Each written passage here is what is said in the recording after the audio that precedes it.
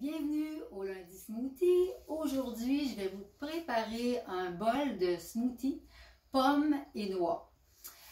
Dans le mois de la thyroïde, alors on va donner les ingrédients, les bienfaits pour les aliments, plus pour la thyroïde aujourd'hui.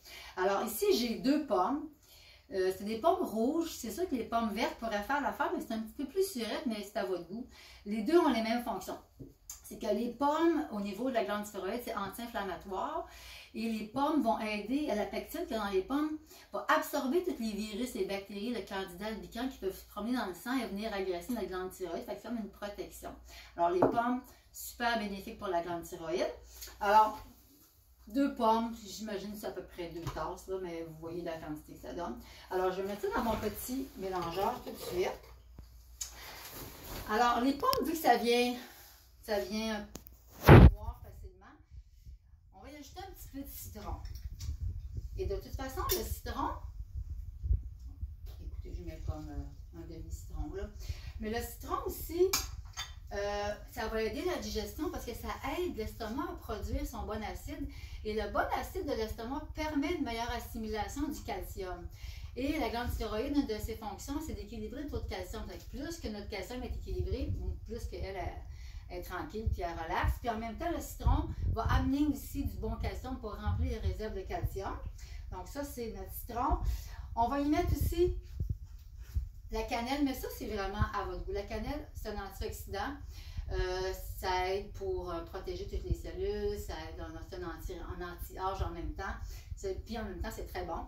Mais si vous n'aimez pas ça, vous pouvez mettre cardamome, vous pouvez mettre de la muscade ou d'autres choses. C'est à peu près un quart de cuillère à thé, donc 3 petits scoops de ça.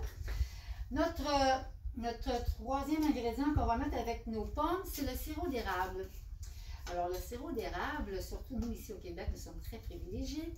Le sirop d'érable va aider à apporter un bon glucose pour nourrir la glande thyroïde et le système nerveux. Donc, c'est important parce que plus la glande a de l'énergie, plus elle va être en forme, plus elle va se défendre aussi contre ce qui voudrait l'agresser. Ça aussi, c'est à peu près au goût, dépendamment de vos pommes. Bon, on va en mettre 2 aujourd'hui, c'est quand même. On peut sucrer un petit peu le bec, qu'est-ce que vous en pensez? Alors, j'ai 2 cuillères de sirop d'érable. Alors ça, c'est une canne de sirop d'érable pur du Québec. Et là, ce qu'on va faire, on va faire une purée avec les pommes. Et on va mettre ça dans notre bol après pour faire notre montage. OK, alors j'y vais avec ça.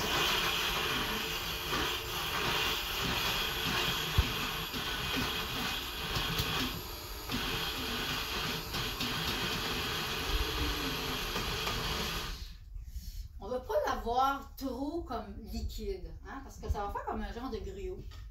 On pourrait même appeler ça un griot de pommes.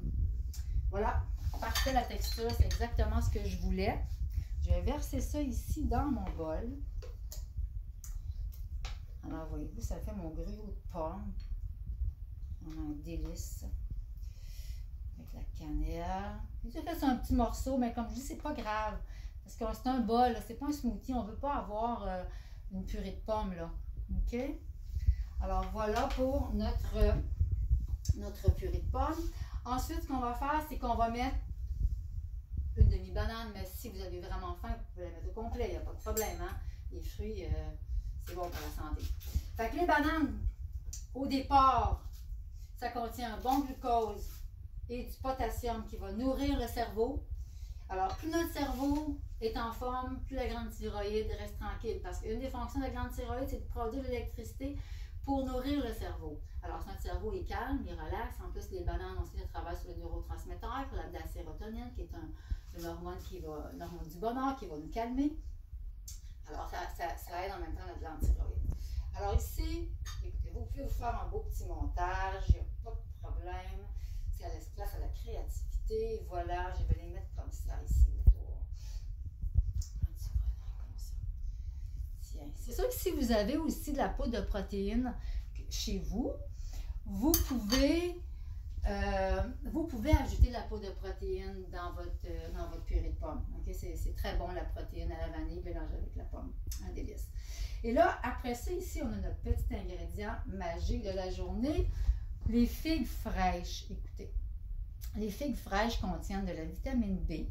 La vitamine B, Ça nourrit tout le système endocrinien, dont les glandes surrénales. Et les glandes surrénales, c'est le support de notre thyroïde.